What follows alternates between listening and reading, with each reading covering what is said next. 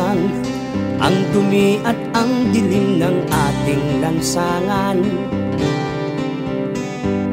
At mga drainage, puro na barado at sira ang mga daan.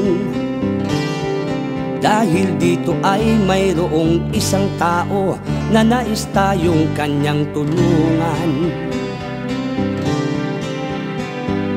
Parang kailan lang ang barangay hall at health center, luma na yan. Senior citizen at mga bata walang silid na matuluyan. Pero nang mabago na ang nanunungkulan, biglang nagbago ating kapaligiran. Tandaan at baka malimutan, Don Galo dati ganyan.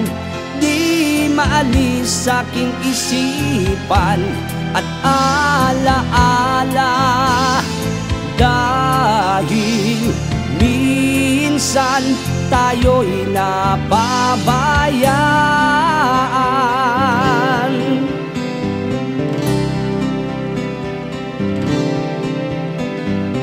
Eto na ngayon, Don Galo sa District 1 tayo ang number 1. Sa kalinisan at di Matimbangan Street, ito'y niluwagan.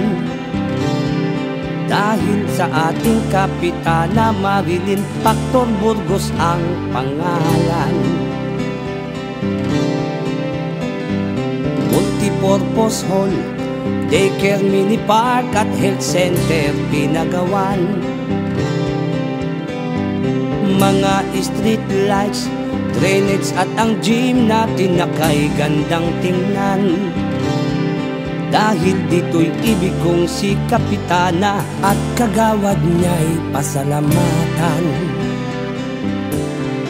Tatanda at lilipas din tayo, pero madaming proyekto iiwanan sa inyong alaala ni Kapitan Marilyn Factor Burgos at kanyang kasama.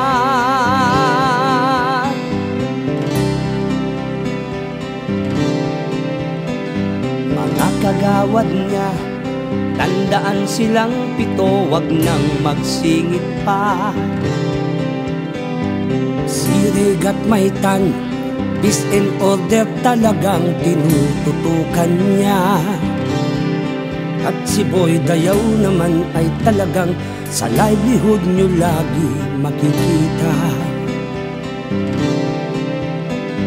Sa edukasyon, si Noriel Gonzales ang diyan ay bihasa.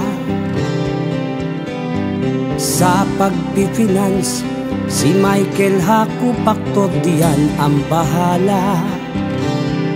At Romel Toyo Jimenez naman ang naatasan para sa social services.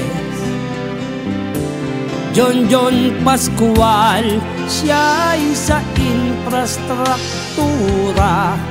At Poging Richard Lara, health and sanitation sa kanya napunta. Dahil yan ang gusto ng ating kapitana. Tandaan at huwag niyong sisingitan, 7 kagawad at kapitan. 80 ang kailangan ating gawin yan, upang pagkakaisa ng Don Galo ay makamtan. Enrique Factor Road, anong ganda, one side parking sa kalsada. Project din ni Kapitana at kagawad niya.